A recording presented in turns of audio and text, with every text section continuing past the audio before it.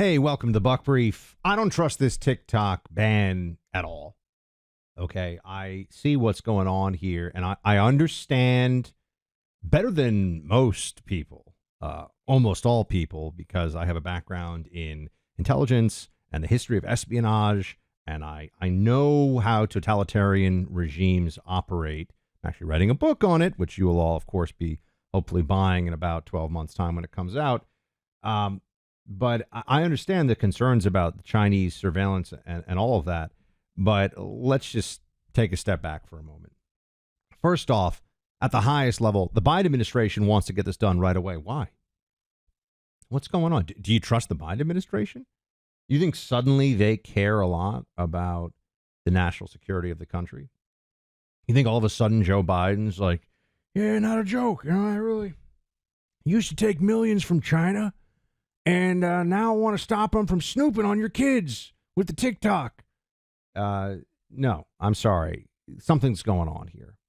I just don't trust this. I know they're saying it's bipartisan. I know a lot of Republicans that I really like are pushing this, or at least some Republicans that I like are pushing this. But there's a lot of problems with this.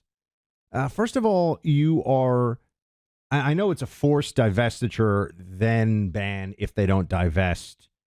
Bill, but you're passing a law that's really attacking one app, and you're doing it under the notion that if you don't, China is going to get access to American sensitive data and information, all the rest of it, and they're going to use that against us. But hold on a second. When has China done that with TikTok? Now, there might be there's some case, I know there's a BBC journalist or something who says that the Chinese somehow got into TikTok, and the Chinese are getting into stuff all the time. The Chinese hacking and cyber operations capability is pretty terrifying, really. North Korea, I know we make fun of them, like, oh, what do they have? DOS, like internet from 1994?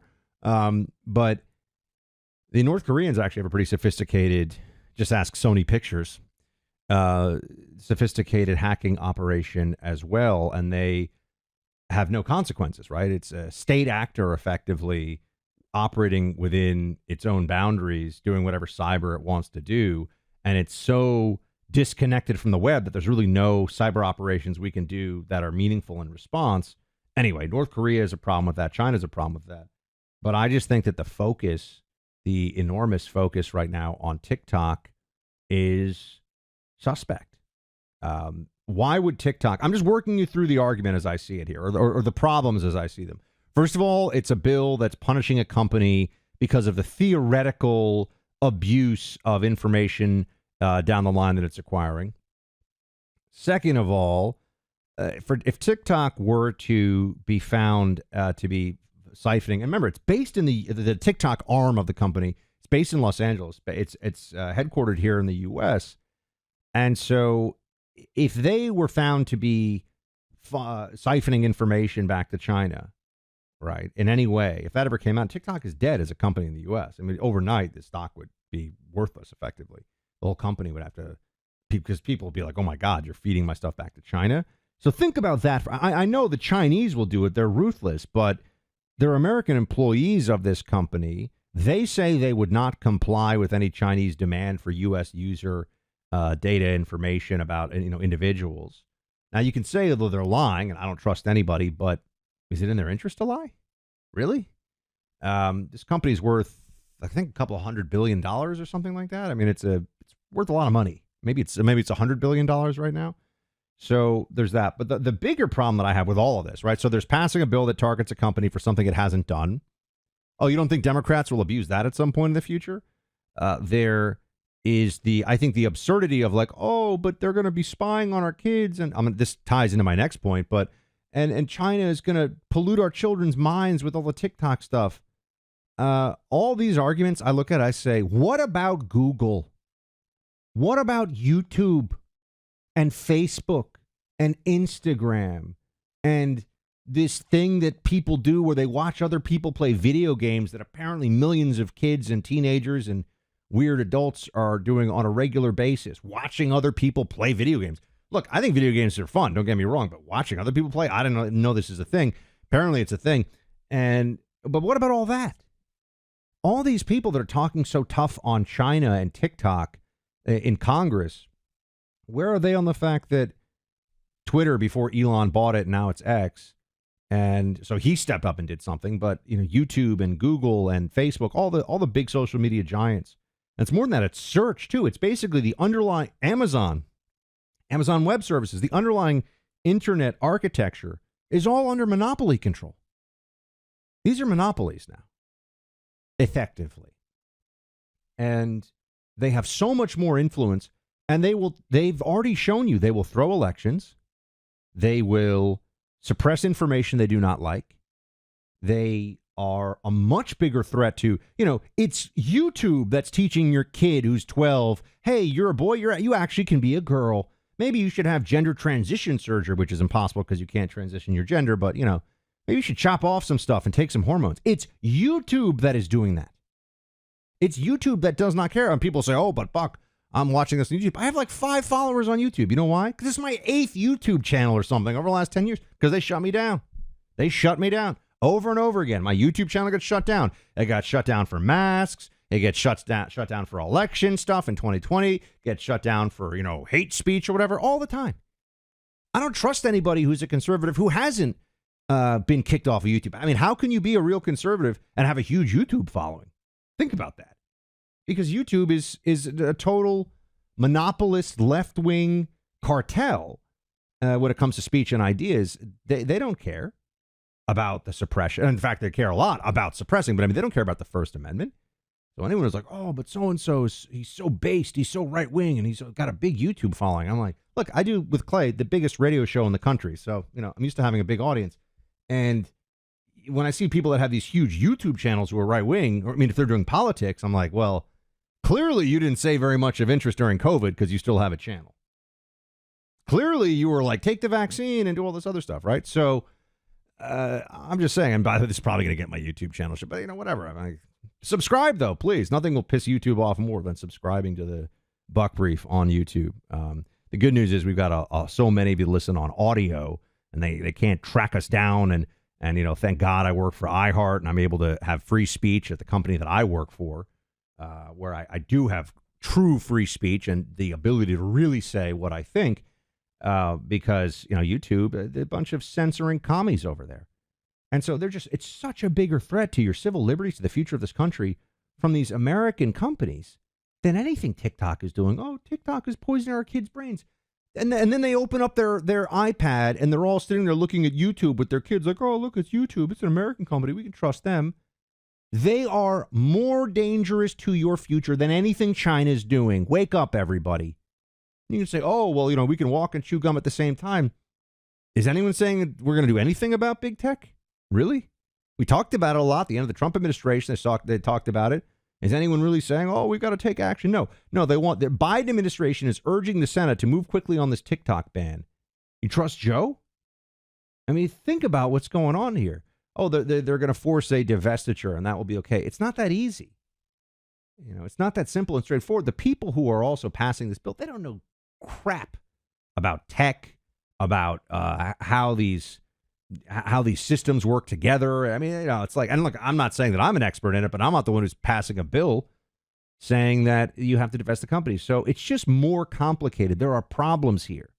It's more complicated than what people have been led to believe. And then there's my last objection to it, which is it's just a way for people to pretend they're tough on China while, we still have all of our iPhones made there and like 6% of all of our pharmaceuticals are made there. And, we're still getting all this stuff, all this cheap stuff from China. So much industry that we have is actually stuff made in China, and none of that's getting touched, or no one wants to deal with that at all, right? So it's easy to say, oh, get rid of TikTok. I think it's honestly, the whole thing is like a scapegoat for our weak on China policy stretching back for 30 years. This is what we're going to do. We're going to ban TikTok. And look, TikTok is the American. This is so funny. The American company that is TikTok, or rather, the American arm of the company, ByteDance owns it, but that runs TikTok, they're a bunch of commies. They're just as bad as the Chinese, basically. I mean, what do you think? What are their politics? They're a bunch of left-wing lunatics. So, I got my problems with TikTok based on that. But this notion that, oh, well, China's going to spy on your kids. I sit there and go, what are they going to? They're going to know where I am. Who cares? They're going to be able to reverse engineer what Americans like, and then they're going to be able to pollute all of our minds. They're not that sophisticated about America. This is true of the Soviets, too. The Soviets ran all this anti-American propaganda for decades during the Cold War. They really didn't understand American politics very well at all. They had terrible analysts and assessments coming out of the KGB all the time. China, you know what China knows? They can buy off our elites. That they know. Everything else, they're kind of guessing. So, I want to take a moment here for Patriot Defender, which couldn't come at a better time. It's a company with a new membership, or rather, it's a company that offers you a new membership, and it's legal defense for you and me, and it's the kind that we need most. No-cost legal defense to protect your rights, freedoms, reputation, and your way of life. Speak up at a school board meeting about vaccine mandates, suffer the consequences, your legal defense is covered. Your right to free speech is denied and you suffer consequences, legal defense covered. Company is, again, Patriot Defender. Go to patriotdefender.com. They probably can offer this service in your state. Most states right now they can. If not, they'll be able to offer it soon, so go back and check. They'll provide you with IRS audit assistance. They'll help you with open and concealed carry self-defense. So basically, your fundamental rights and liberties from a legal perspective will have Patriot Defender will have your back and will provide you with a no-cost legal defense. If you're targeted by wokeness, by the left, by the machine. PatriotDefender.com. Again, that's PatriotDefender.com. It's the only membership offer like it that goes beyond concealed carry weapons defense for your liberties. Become a subscriber. I'm a subscriber. I've partnered with this organization. I'm a big believer in what they do. PatriotDefender.com. Now, there's something else that people are all fired up about. And I really, I got to say, I think it's pretty easy to deal with this. The Katie Brit State of the Union response. She has now come back and said it was awesome that she was made fun of by hot Scarlett Johansson on Saturday Night Live. If you haven't seen it, it's actually a very well done sketch. They nailed it. Scarlett Johansson did an incredibly good job of the Katie Brit State of the Union response. And I'm glad to see that she's leaning into this because that's the only way to handle it. The only way to handle it is, yeah, it was funny. Yeah, I agree. I like what they did here. So that's good. She's handling that in the way that she should. And I think, she just has to move forward and no one's going to remember this thing really already, but certainly in a matter of weeks, everyone will have forgotten about it. But it is a reminder, first of all, the GOP leadership. Are these people just not very smart? Why was Katie Brit? Katie Brit was the choice because they think that she's a mom, so she'll appeal to suburban moms.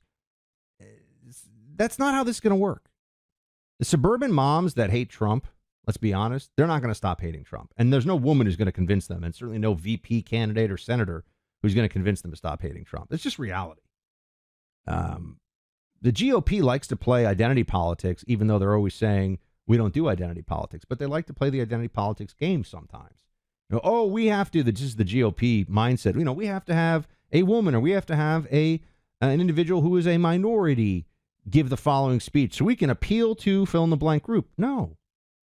GOP should be, and conservatism must be, about ideas, about things that are true for all of us, regardless of what your skin color is, regardless of what your sex is. It's true for all of us because it is true, right? That's what our principles, our policies, our ideas have to be about, that fundamental truth, and not, but we change things based upon those characteristics that they are so obsessed with on the left, with DEI and all the rest of it. So I think that the GOP has to have a little bit of a wake-up moment here. We never get credit, so to speak, politically for representation. I mean, how many front page articles do you remember seeing about Condoleezza Rice, a black woman who was national security advisor and then Secretary of State under George W. Bush? How many times did you see her celebrated as breaking glass ceilings and tributes from any corner of the media really to what Condoleezza Rice meant at that time? breaking down barriers. None of that counted. They just say it doesn't count at all. The same way you don't read about the incredible legal mind and body of work of Justice Clarence Thomas, and how he is a truly great American, yes, but a truly great Black American. The left never even refers to him when they talk about great Black Americans, right? Because they act like it doesn't count. If you're conservative, it doesn't count. And unfortunately, this is true when it comes to voting. It doesn't move the needle. Oh, we're going to have somebody who looks like the group that we want to vote for us. Then more of them will vote for us. No. You know, the Latinos and the blacks and the women and the Asians who are going to vote Republican are going to vote Republican because they like the ideas and the stances of the Republican Party, or they just despise Biden and the Communist Democrats. But you know, it's about the stuff. It's not about, oh, we have more diversity and representation now in the GOP, so now it's okay. It doesn't work. So that's one lesson I think that's important to take away from all this. And then the other one is you've just got to be authentic. You know, one thing you know from radio, if you're going to talk for 3 hours a day like I do and have for many years, you got to just be who you are, because otherwise you're going to go crazy. And also, the audience can sniff it out, or I guess they can hear it. Can't really sniff it. That'd be kind of weird on radio, but you know what I mean. They know. They know.